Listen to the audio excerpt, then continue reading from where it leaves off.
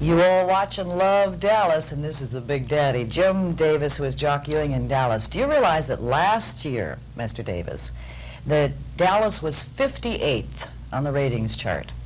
Our last ratings, you had a 63% share of the audience in Nebraska.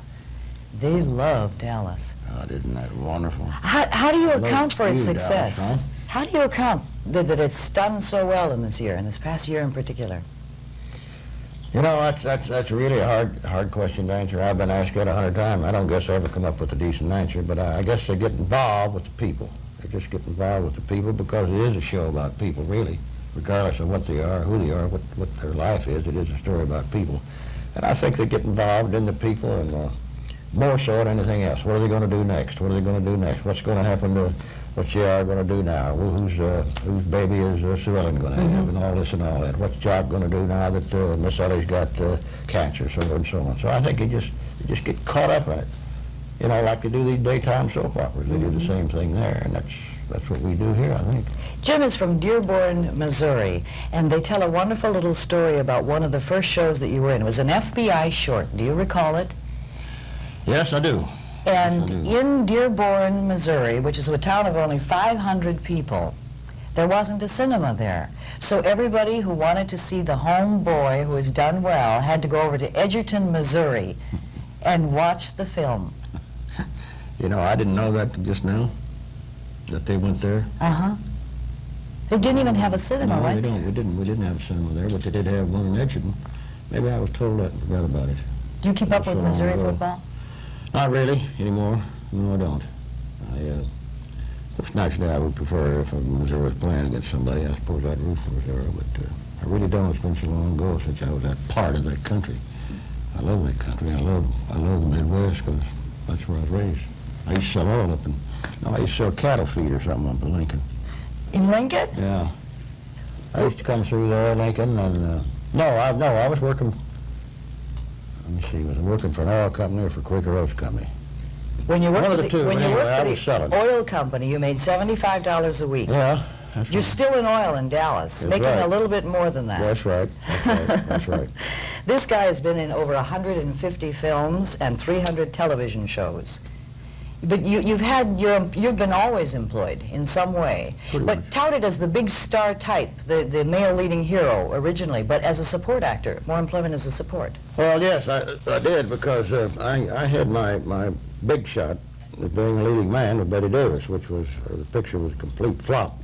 And I never did come back from that to being a leading man, really. I did a lot of leads, but they were in westerns and this and that, but I never did get back into that run of doing those leading men, or these rug actors, we call them, you know. Rug actors? Yeah, that's what you call a rug actor, leading man. He works indoors all the time, don't have to get on a horse. Don't have to do all that. That's a rug actor. His father was the town undertaker in Dearborn, Missouri. Did you ever watch any or get involved in any of the things that he did? Yes, I did. Yes, I did. When I was a kid, I used to go with him, pick these people up in the middle of the night and bomb them. Sure did.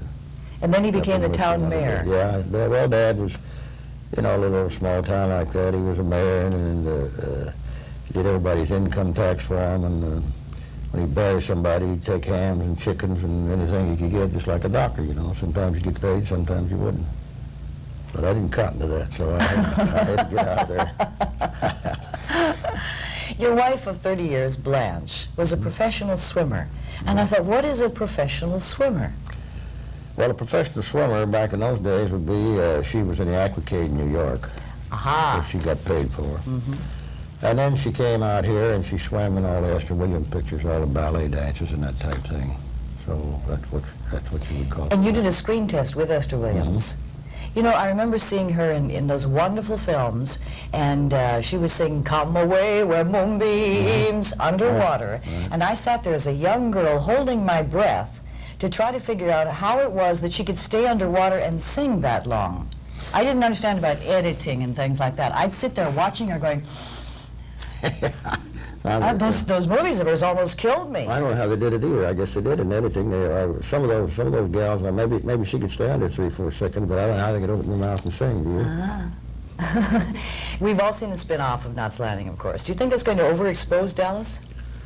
I don't think so, because I think when it gets down to it, there really not much of a similarity at all. You got three young families in California on the street, and I haven't really seen the show because it just came on last week, but that's what I've been told. And I don't think so. I don't think it'll hurt Dallas at all. I don't think it'll interfere one way or the other. You know, I'd really like to see you more on the show than we see. I think in particular of the episode where Miss Ellie, and you call your wife Miss Ellie. Yeah, I'll call her Miss Ellie. Miss Ellie had the mastectomy. It was a beautiful, sensitive, wonderful portrayal on her part, but also on yours. And I thought, I want to see Jim Davis jockeying more on the show. Well, thank you, Leta. I hope they do. Of course, when this show started out, you know, it wasn't about. They didn't know what they were going to do. Really, I don't think they knew when they made the miniseries who was who or what was what. I was the head of the family, Miss Allie's a mom, and we had the kids.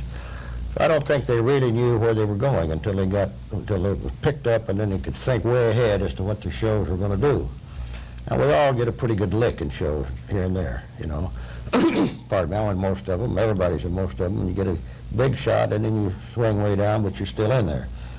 Pretty soon coming up, there's going to be two shows called Jock's Trial. I don't think I'll be telling anything out of school, but it'll be Jock's Trial, and I'm up for murder. So you see, I'll be pretty predominant in those two shows, like I was when the kids had the plane wreck and Miss Ellie's vasectomy. Oh, God. Well, anyway, I think I'd like to be in there more too, but it really doesn't make a hell of a lot of difference to me.